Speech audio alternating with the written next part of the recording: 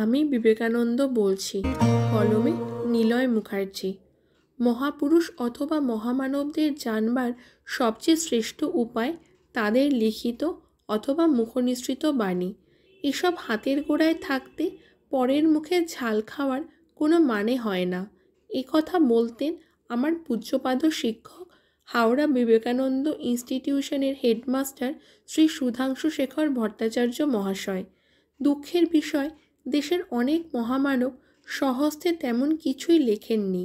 কালের অবহেলা ও আলস্য পেরিয়ে তাদের লেখা চিঠিপত্র আমাদের সংগ্রহে নেই।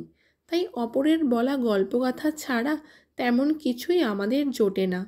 স্বামী বিবেকানন্দর জীবন নিতান্ত ক্ষণস্থায়ী হলেও সৌভাগ্যক্রমে বিভিন্ন সময়ে লেখা অজস্র পত্রাবলী, আলাপ আলোচনা, স্মৃতিকথা, রসরসিকতা, ভ্রমণ কাহিনী ও রম্যরচনার সম্ভার থেকে আমরা বঞ্চিত হইনি। আরও আনন্দের, তার দেহাবসানের 1 শতাব্দী পরেও অনেক অপ্রত্যাশিত সূত্র থেকে নানা বিস্ময়কর তথ্য আজও আবিষ্কৃত হচ্ছে। যেমন ধরুন, স্বামীজির পত্রাবলী। উদ্বোধন প্রকাশিত পত্রাবলীর 3য় সংস্করণে চিঠির সংখ্যা ছিল 434টি, কিন্তু পৌষ 1334-এ প্রকাশিত 4র্থ সংস্করণে এই পত্র সংখ্যা দাঁড়িয়েছে 576-এ।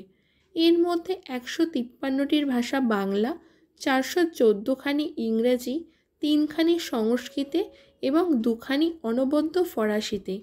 বাংলায় প্রকাশিত পত্রাবলী যে শেষ কথা নয়, তার প্রমাণ ইংরেজি ভাষায় প্রকাশিত the complete works of Swami Vivekananda গ্রন্থটির 9ম খণ্ড। সম্প্রতি সেখানে 227টি মহামূল্যবান পত্র মুদ্রিত হয়ে আমাদের বিস্ময়ের কারণ হয়েছে। ইংরেজি দ্য কমপ্লিট ওয়ার্কসে মুদ্রিত বিবরণ অনুযায়ী এখনও পর্যন্ত নজরে আসা স্বামীজির পত্র সংখ্যা 797টি। অভিজ্ঞ মহলের কেউ কেউ বলে থাকেন স্বামীজির লেখা চিঠির সংখ্যা সহস্রাধিক।